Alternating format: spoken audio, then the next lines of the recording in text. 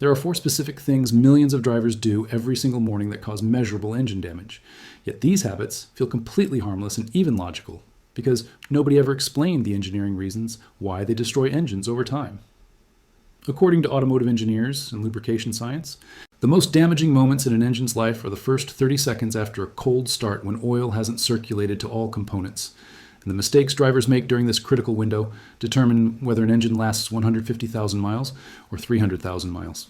The 4 habits covered in this video are revving the engine immediately after startup to warm it up faster, which causes unlubricated components to operate at high RPM before oil pressure stabilizes.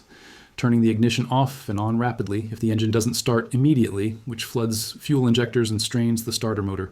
Running the AC, or all electrical accessories, at full load the instant the engine starts, which places maximum electrical and belt load on a cold engine before systems stabilize. And driving aggressively, accelerating hard and reaching high speeds in the first mile of a cold start, which forces cold oil through tight clearances at high pressure while components are still contracting or expanding from temperature changes. These habits cause cumulative damage that's often invisible until the engine fails prematurely. Keep watching because I'm going to explain the engineering behind each mistake, show you what's actually happening inside the engine when you do these things, and give you the correct morning starting procedure that protects your engine every single day. Hey, if you like this kind of straight-to-the-point content with no BS, help me out here. Subscribe to the channel right now.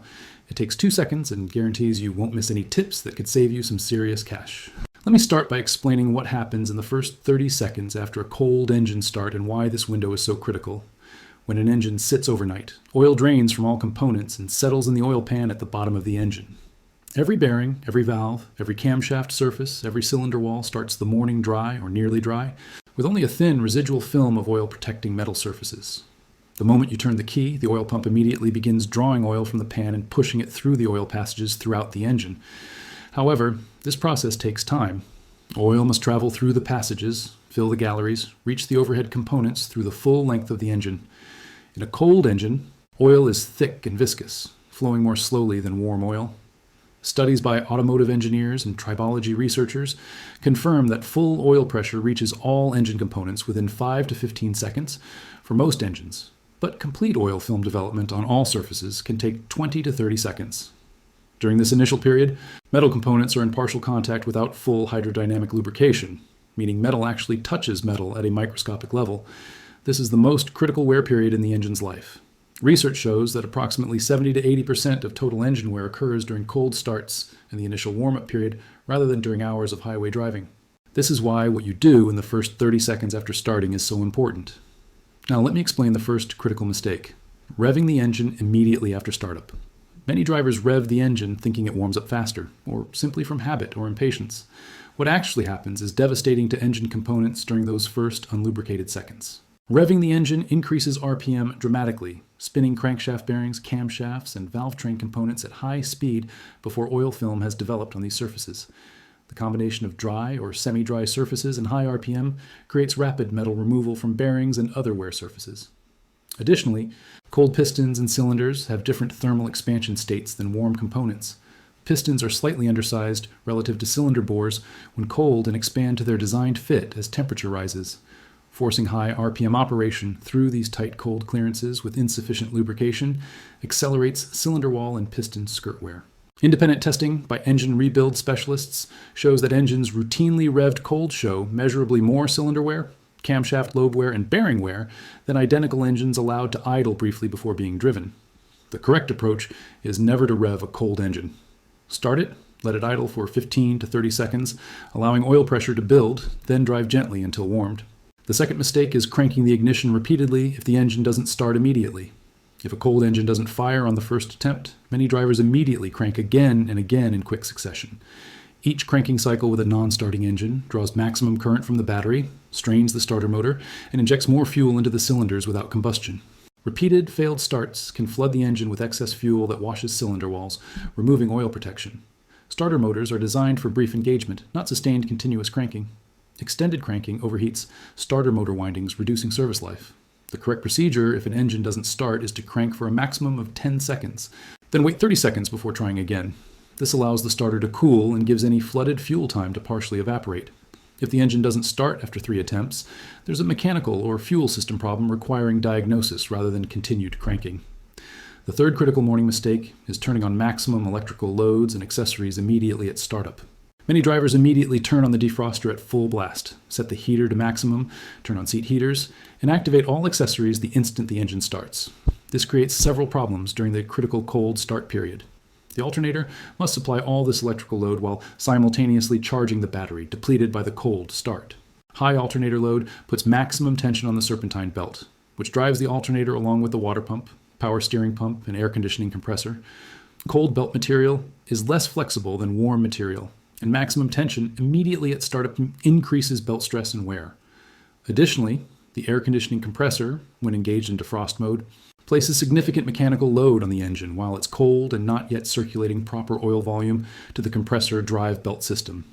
The battery, already depleted from cold cranking, must supply accessory loads while the alternator catches up, prolonging the period of reduced electrical system capacity. The correct approach is to start the engine, let it idle briefly, and gradually engage accessories. Turn on the defroster after 30 seconds rather than immediately. Allow 1 to 2 minutes before engaging maximum heat or AC to give the engine time to stabilize. This extends belt life and reduces electrical system stress. The fourth mistake is aggressive driving immediately after cold start. This is the most damaging habit because it combines the vulnerable state of cold start lubrication with high mechanical stress. Accelerating hard in the first mile forces cold oil through engine components at high pressure and high flow rates.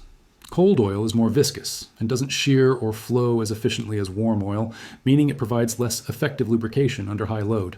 Hard acceleration from a cold start also means transmission fluid is cold and thick, causing harsh shifts and accelerated clutch wear.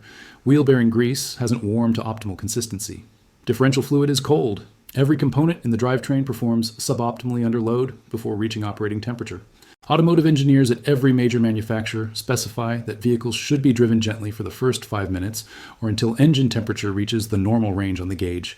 This specification isn't a suggestion, it's an engineering requirement for achieving rated component service life. Now let me give you the complete correct morning starting procedure that protects every component. Step 1. Turn the key to the start position and hold for a maximum of 5 seconds. If the engine starts, immediately release the key to the run position. Step 2. Let the engine idle for 15 to 30 seconds without touching the accelerator. This allows oil pressure to build throughout the system. You'll notice the RPM drop from a slightly elevated cold idle to normal idle during this period, which indicates the idle control system stabilizing. Step 3. During this brief idle period, engage the defroster or heater at a moderate setting if needed, not maximum. Avoid engaging AC or seat heaters for the first minute. Step 4. After 30 seconds, engage the transmission gently and begin driving. Do not rev the engine before putting it in gear. Step 5. Drive gently for the first 5 to 10 minutes, keeping RPM below 3,000 and avoiding hard acceleration. Think neighborhood driving speeds and throttle inputs, not highway driving. Step 6. Once the engine temperature gauge moves toward normal position, approximately 5 to 10 minutes depending on outside temperature, you can drive normally with full throttle and higher RPM as needed. This procedure applies to all modern fuel-injected vehicles. Let me address cold climate-specific considerations. When temperatures drop below freezing, the cold start period becomes more critical. Oil viscosity increases dramatically in cold temperatures. A 5-weight 30 oil at negative 10 degrees Fahrenheit is roughly 3 times thicker than at room temperature. This means oil takes longer to reach all components and provides less effective lubrication initially. In extreme cold, extend the idle period to 60 seconds rather than 30, and drive even more gently for the first 10 minutes. Using the correct oil viscosity for your climate helps significantly. Many manufacturers recommend 5-weight 30s or 0-weight 30 synthetics for cold climates because lower viscosity numbers flow better cold. Check your owner's manual for a recommended viscosity range for your climate. Block heaters or oil pan heaters eliminate cold start problems entirely by keeping the engine warm before starting. These inexpensive devices plug into standard electrical outlets and cost $20 to $60, paying for themselves in reduced engine wear after the first winter. So here's the bottom line. The 4 morning habits that damage engines are revving cold engines, which causes metal-to-metal contact during the unlubricated startup period, rapid repeated cranking, which floods cylinders and strains the starter, maximum accessories immediately, which stresses the belt and alternator, and aggressive driving before warm-up, which forces cold oil through high-stress conditions. The correct morning procedure is start the engine, idle 15 to 30 seconds, engage accessories gradually, drive gently for 5 to 10 minutes until temperature normalizes. These habits require no extra time or cost, but can extend engine life by tens of thousands of miles by protecting the most vulnerable period in every engine's daily life.